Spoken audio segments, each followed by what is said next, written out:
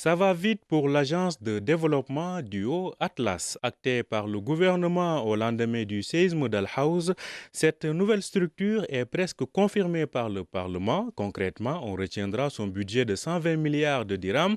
Objectif, réussir dès sa première phase, répondre aux besoins urgents dans les 6 provinces touchées par le séisme. Il est surtout question de reconstruire et de réhabiliter les zones affectées, sans oublier bien évidemment le volet portant sur la réalisation de projets de développement socio-économique dans les régions ciblées par ce programme. Lahsen et Saadi est membre de la Chambre des représentants. Ce décret-loi va permettre de donner à l'agence de développement du Haut-Atlas tous les moyens nécessaires à sa mise en œuvre.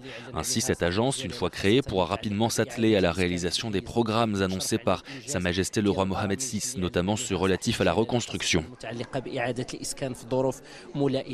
Le rayon d'action de cette agence touchera un périmètre d'environ 4,2 millions d'habitants. La réhabilitation et la mise à niveau des infrastructures sera certainement l'un des premiers indicateurs de son efficacité sur le terrain. L'enjeu est de sortir ces régions de leur enclavement d'avant le séisme, ce qui passe par des projets de développement de l'activité économique. Abderrahim Shahid est membre de la Chambre des représentants.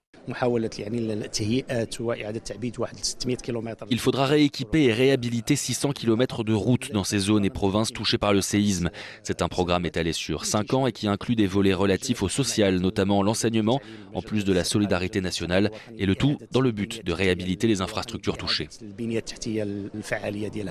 Pour faciliter le travail de l'Agence de développement du Haut-Atlas, le décret-loi portant sa création impose aux administrations de l'État, aux collectivités territoriales et établissements publics de mettre à sa disposition toutes les données, informations et documents nécessaires à l'exécution de ces missions, des missions que cette agence doit avoir accomplies au plus tard fin 2029, date limite prévue pour sa dissolution.